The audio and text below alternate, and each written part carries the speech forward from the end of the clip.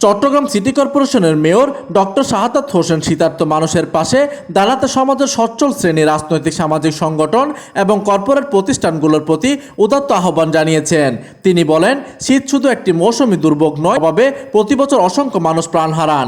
এই বাস্তবতা থেকে উত্তরণের সম্মিলিত সামাজিক উদ্যোগের বিকল্প নেই।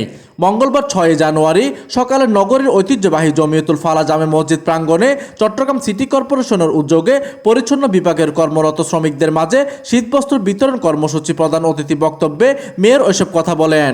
অনুষ্ঠানে নগরে 41টি ওয়ার্ডের 410 জন পরিচ্ছন্ন কর্মীর হাতে শীতকালীন পোশাক তুলে দেন তিনি।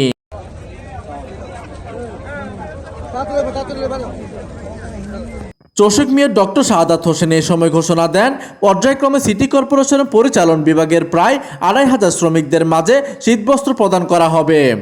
এইদিকে শীতবস্ত্র অনুষ্ঠানে উপস্থিত ছিলেন চট্টগ্রাম সিটি কর্পোরেশনের প্রধান পরিচ্ছন্ন কর্মকর্তা ক্যাপ্টেন ইখতিয়ার উদ্দিন আহমেদ চৌধুরী, উপপ্রধান পরিচ্ছন্ন কর্মকর্তা প্রণব কুমার শর্মা, ম্যালেরিয়া ও মশক নিয়ন্ত্রণ কর্মকর্তা মোহাম্মদ শরফুল ইসলাম মাহি, মেয়রের একান্ত সহকারী জিয়াউর রহমান জিয়া, মারুফুল হক চৌধুরী মারুফ সহ সংশ্লিষ্ট কর্মকর্তা। প্রতিনিধির তথ্য ও পাঠানো চিত্রে ডেস্ক নিউজ, দিগন্তের বার্তা 24, চট্টগ্রাম।